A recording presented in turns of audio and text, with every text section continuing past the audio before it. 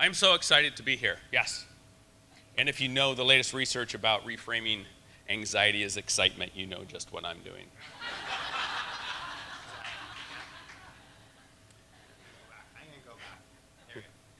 The focus of a coach is to help individuals to grow, to change. And often we do this by dissecting and trying to understand our clients.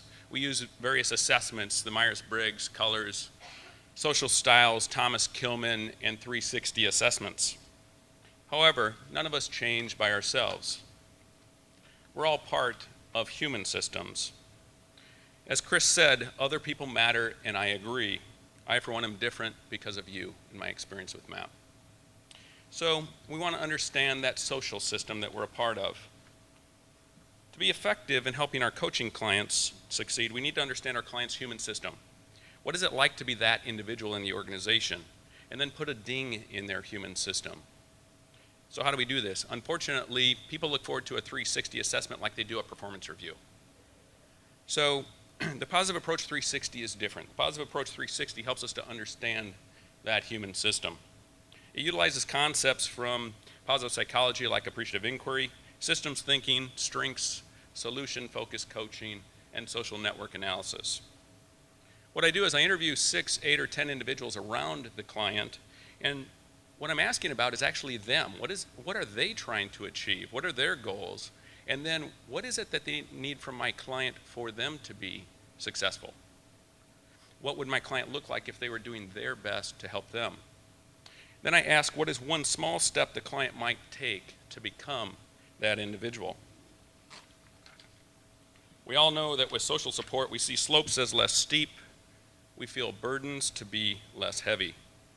And this is where the coach can add a lot of value to influence that system. I enroll each person that I interview to be part of my client's development plan. And I use appreciative inquiry to try to understand, when have you been at your absolute best in working with my client? What's a breakthrough that you've had? What were the supports that made that possible, and how can we make that possible even more frequently? Then I ask each person to commit to one thing, just one thing, that they will do differently to help my client in their development plan. Using recognition is a powerful one, reinforcing the types of things that you want to see coming from that client and looking for that through new lenses.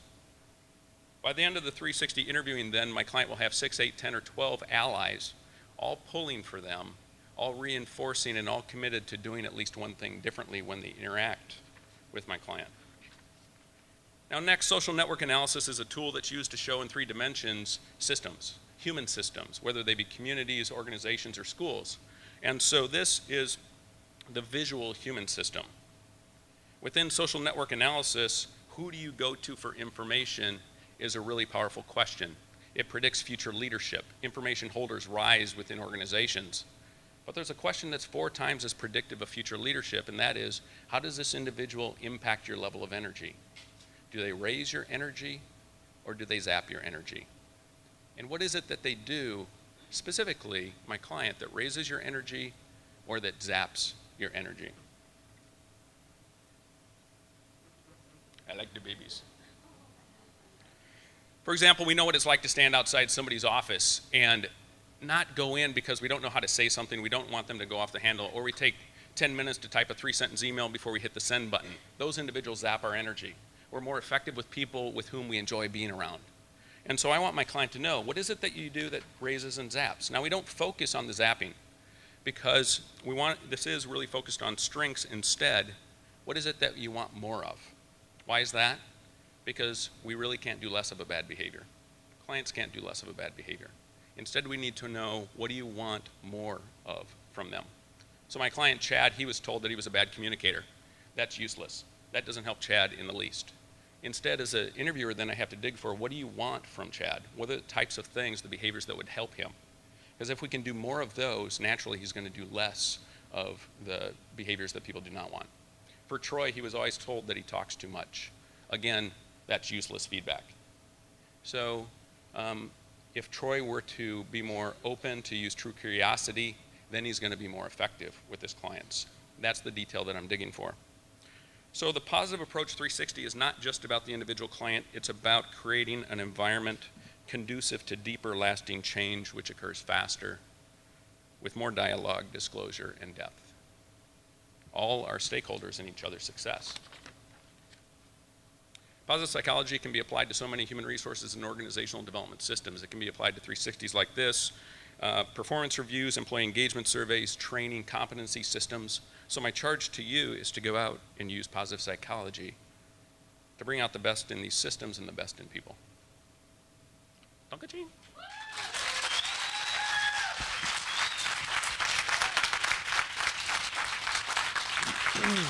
Bravo, Pete. You can't run away yet. I don't know if my reframing worked or not. It worked. It totally worked. Yeah, first question. Yeah. Do you tell your Yes. client who said what? I actually what I do is I don't, the whole time it's considered to not be confidential, but it is de-identified. So the first time they read the results, I just give them verbatims. I don't do a summary report or anything at the beginning. So when they read through, the first time they go through it, they're not going to run it through their own filters first. But instead, then the second, third time, they're going to figure out who said what, and that's fine. And I make sure that everybody I interview is comfortable with that. And the only people that get that report are the client themselves and me, so it goes nowhere else. Yeah. How do you change the mental model of the deficit approach so that the individual and the organization will accept the positive? How do you change the mental model of the deficit approach so that the individual and organization can accept the positive? Just through conversation with the client. I tell them this is the approach that I use. That's how I get many of my clients. And in fact, I look back, I had 48 executive coaching clients over the last year and a half. And of those, 12 were people who I interviewed as part of somebody else's 360. And at the close of it, it's not uncommon for them to say, how do I get one of these? I've never had one of these. So that's why I wanted to share it, because it really does help from that practical, how do you get clients as a coach and so forth. Yeah. Margaret. Yeah. Have organizations adopted this approach as Yeah. their individual in the organization, but like a whole HR? Has the whole HR function in an organization adopted this approach? They haven't taken, oh, I'm sorry. No, finish. That's it. I did. I haven't had any that take it internally and use it themselves, but they've used me multiple times, and it's become known throughout the organization, and so, yeah. Yeah.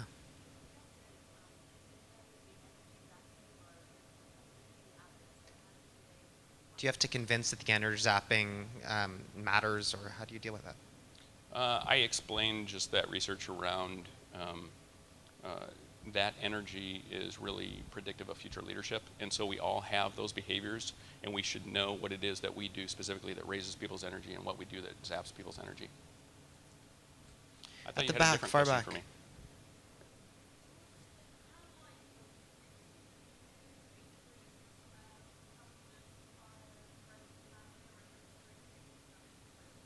How wide is the 360? Do you include friends, customers, suppliers, others, or is it just limited to the...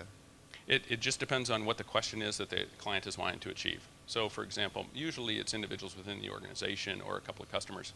But I had one client who was taking on a role as managing partner of a hedge fund, and he wanted to make that decision, do I take that or not, because it's a 10-year decision. And so I interviewed 16 people, including his wife and his best friend. Here, yeah.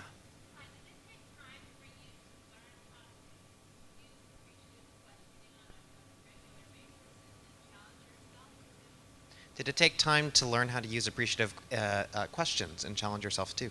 Yeah, and it still does.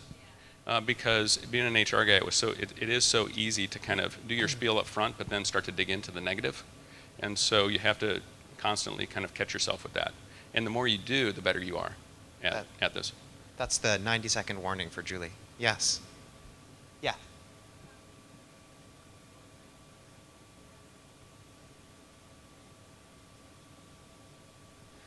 Sorry, I didn't quite hear that. Research about 4 times as likely for... Yeah.